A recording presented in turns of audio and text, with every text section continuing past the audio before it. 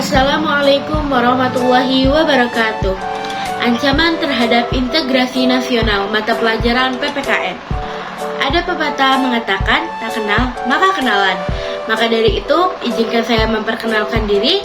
Perkenalkan, nama saya Puput Fidatus Syihah dari kelas 12 MIPA 4. Di video kali ini, saya akan memaparkan tentang materi ancaman terhadap integrasi nasional. Ancaman adalah setiap usaha dan kegiatan baik dari dalam negeri maupun luar negeri yang dinilai membahayakan kedaulatan negara, keutuhan wilayah negara, dan keselamatan segenap bangsa.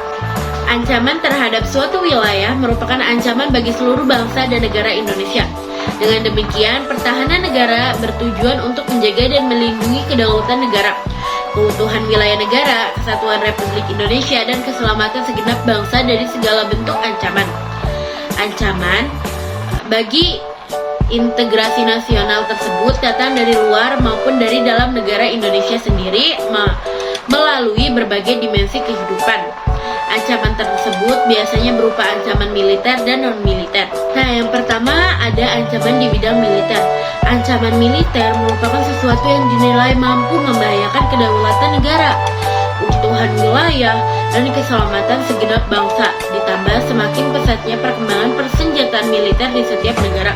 Bahkan ada negara yang memiliki senjata massal perubahan kimia dan nuklir. Aktivitas ini menunjukkan nilai ancaman yang menggunakan kekuatan bersenjata yang terorganisir. Wujud ancaman tersebut harus dihadapi dengan kekuatan militer juga. Untuk mengimbanginya, berikut beberapa contoh ancaman terhadap negara yang termasuk ancaman militer. Yaitu, pertama ada sabotase. Sabotase adalah ancaman militer yang dilakukan oleh suatu negara yang kegiatannya mempunyai tujuan untuk merusak instalasi militer dan objek vital nasional. Sabotase dapat membahayakan keselamatan bangsa. Yang kedua ada spionase. Spionase adalah ancaman militer berupa mata-mata yang dilakukan oleh negara lain bertujuan untuk mencari dan mendapatkan dokumentasi rahasia militer suatu negara. Lanjut, ada aksi teror bersenjata. Aksi teror bersenjata yang dilakukan oleh suatu jaringan terorisme yang luas atau internasional, atau ancaman yang dilakukan oleh teroris internasional yang bekerja sama dengan terorisme lokal dalam negeri. Aksi terorisme pada prinsipnya merupakan suatu tindak pidana kriminal, tetapi memiliki sifat yang khusus, yaitu memiliki ciri-ciri bergerak dalam kelompok, anggotanya memiliki militansi tinggi, beroperasi di bawah tanah atau rahasia, menggunakan perangkat atau senjata yang canggih dan mematikan, serta umumnya terkait dalam jaringan internasional. Yang keempat adalah pelanggaran wilayah. Pelanggaran wilayah merupakan suatu tindakan memasuki wilayah tanpa izin baik oleh pesawat terbang, mau tempur maupun kapal-kapal perang. Contohnya nelayan dari Malaysia yang mencari ikan di wilayah perairan Indonesia. Kelima ada agresi. Agresi adalah ancaman militer yang menggunakan kekuatan bersenjata oleh negara lain terhadap suatu negara yang dapat membahayakan kedaulatan dan keutuhan wilayah negara tersebut, dan juga membahayakan keselamatan segenap bangsa negara tersebut.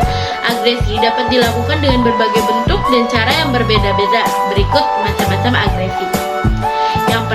Yang pertama ada invasi, yaitu suatu serangan yang dilakukan oleh kekuatan bersenjata negara lain terhadap wilayah NKRI. Yang kedua ada bombardemen, adalah suatu penggunaan senjata lainnya yang dilakukan oleh angkatan bersenjata negara lain terhadap NKRI. Yang ketiga ada blokade, adalah kegiatan penghambatan yang dilakukan di daerah pelabuhan atau pantai atau wilayah udara NKRI yang dilakukan oleh angkatan bersenjata negara lain. Yang keenam ada pemberontakan bersenjata. Pemberontakan merupakan proses cara perbuatan memberontak atau penentangan terhadap kekuatan yang sah.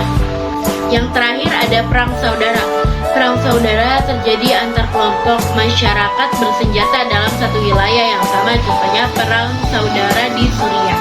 Nah, poin yang kedua ada ancaman non-militer.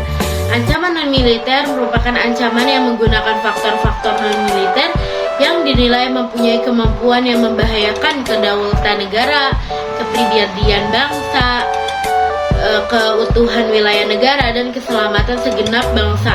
Ancaman non-militer salah satunya disebabkan oleh pengaruh negatif dari globalisasi. Ancaman non-militer diantaranya dapat berdimensi ideologi, politik, ekonomi, sosial budaya, teknologi, informasi, serta keselamatan umum. Contoh ancaman non-militer seperti pengaruh gaya hidup atau lifestyle, kebarat-baratan, sudah tidak mencintai budaya sendiri, tidak menggunakan produk dalam negeri, dan sebagainya. Ancaman non-militer memiliki karakteristik yang berbeda dengan ancaman militer, yaitu tidak bersifat fisik, serta bentuknya tidak terlihat seperti ancaman militer. Sekian dari saya, terima kasih atas perhatiannya. Apabila masih ada kekurangan kesalahan, saya mohon maaf.